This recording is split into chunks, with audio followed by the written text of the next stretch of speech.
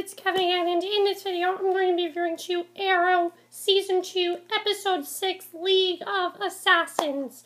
I'm just going to say right now, I think this was the most interesting episode of Arrow we've had. By far the best episode of the season, definitely. I think it was just really, really great episode. There were some really great parts in it, and I really want to talk about it. One of the things I really liked about this episode was that the flashbacks this episode were not boring at all. Well, that's been one of the problems I've had with this show, is that the flashbacks, I haven't really been enjoying them, but these flashbacks I really enjoyed. We got a lot more about Sara Lance, and I really want to talk about it.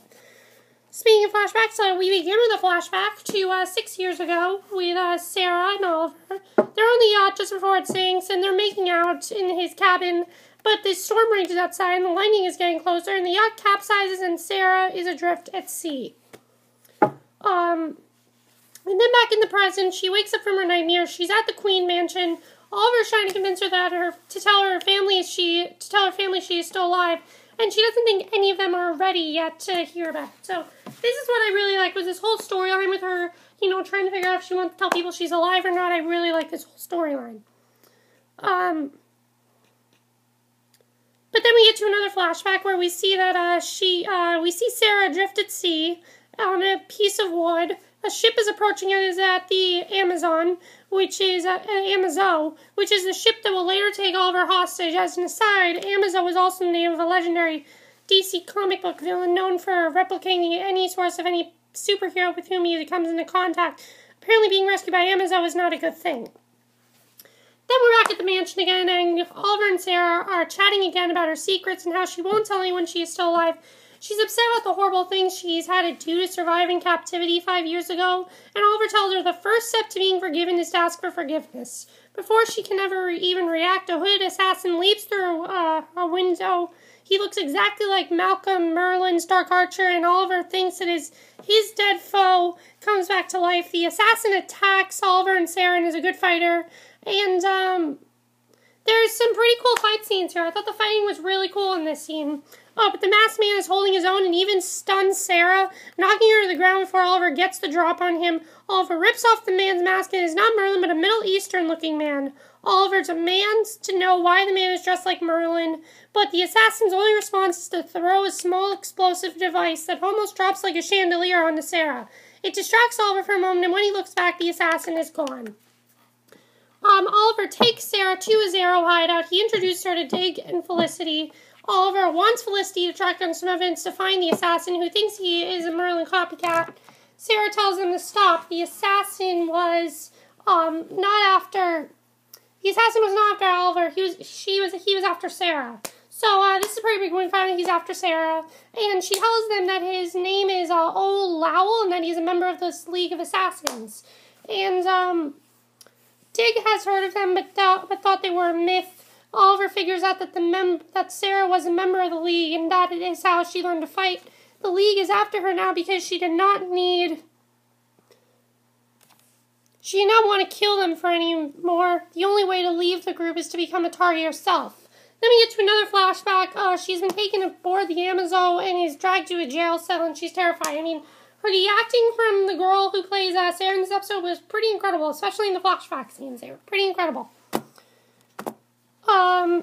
So then after this, we see that Felicity has figured out that Old Lowell is probably operating out of an abandoned pesticide factory, and Oliver is going to check it out. Sara warns that Old Lowell will kill Oliver. We see Old Lowell polishing his sword. He sees something reflected on the sword's blade and is about to grab one of Oliver's arrows before it hits him. He begins taunting Oliver/Arrow and divulges that he is a man who trained Malcolm Merlin, but Oliver is to his own surprise because Sara has come with him. Old Lowell tells Canary that the child of R'as al Ghul awaits you at our return. Canary says, "I'm not going back." As you remember, R'as al Ghul was the one we found out in episode 3 from Batman. Yeah, that was pretty big. He smiles and says, "You're coming back with us." At the moment, 2 more assassins jump out on either side. Canary, Arrow, and Old Lowell begin to fight as Canary takes on 2 other black-garbed killers. And there's another really great fight scene. Arrow and Canary flee. As they do, Old Lowell yells to Sara that if she will not come back with him, he will target her family. We get another Sara flashback. She's dragged from the boat prison before any harm can come to her, a well-dressed man with graying hair rescues her from the thugs who are the ship's crew. He takes Sara away. And, we learn that Detective Lance leaves his apartment. He is nervous that someone may be stalking him. He whirls around with his gun drawn, and he sees a figure in the shadows. Sara steps out and reveals herself to him. They fall into each other's arms. They go to a nearby Chinese restaurant to catch up. And Sarah's really jumpy, suspecting assassins must be somewhere nearby. Remember, nobody knew she was alive, so this is pretty big. Detective Lance proves to be a really good detective, quickly pieces together that Sarah's Black Canary and that she's allied with Arrow. Sara urges him to come with her so she can keep him safe. So yeah, all these scenes were really incredible, especially, and then we go to another flashback, and this great man, his name is Ivo, and this is another comic book villain, apparently, a mad scientist who's obsessed with cheating death, and he explains to Sara that he is conducting experiments that he wants to save the human race. And this is pretty big. So Sarah's taking her father to her hideout at the top of the clock town in central Starling City, and they have a really big tender moment. All the scenes with Sara and her father in this episode were just incredible to watch. But slowly they're interrupted by Al Lau and the two assassin henchmen, and he says, so this is where you wanted your father to die. But Sara has laid some traps for the assassins. One gets caught in a rope, and Al Lau gets hit in the leg with some darts. Then Detective Lance's shooting is going to point blank range, but hitting nothing.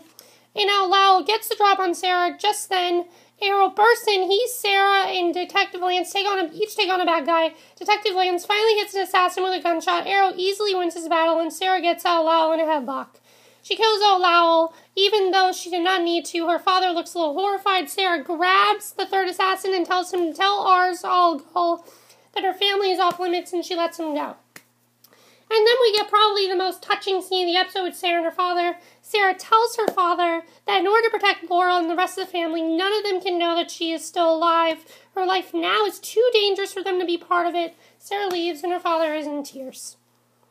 But that's not the only thing that was going on in this episode. There were some other things I want to talk about, especially with Laurel. I definitely want to get to that. But I don't really want the stuff with Oliver and his mother. His mother Moira. Don't really want to talk about that. She's in prison, and most people are annoyed with this scene. But I'll talk about it a little bit. I guess he goes to visit his mother. She's in prison. Moira and her lawyer are meeting with the DA. Sitting next to the DA is Laurel, who will be helping. Oh, this has to do with Laurel. And the DA is Laurel, who will be helping him to prosecute the case. The DA offers life in prison with no parole. Moira's lawyer refuses to deal. Moira says she wants a few days to consider the offer. And outside the prison, Oliver confronts Laurel. He's angry. She's part of the case, but she says she's trying to help. She says she is the one who engineered the plea bargain, and the DA really wants Moira to be put to death. So yeah, this is definitely pretty big with Moira. Nothing much. I mean, there's a lot going on here, but not too much. What else happened?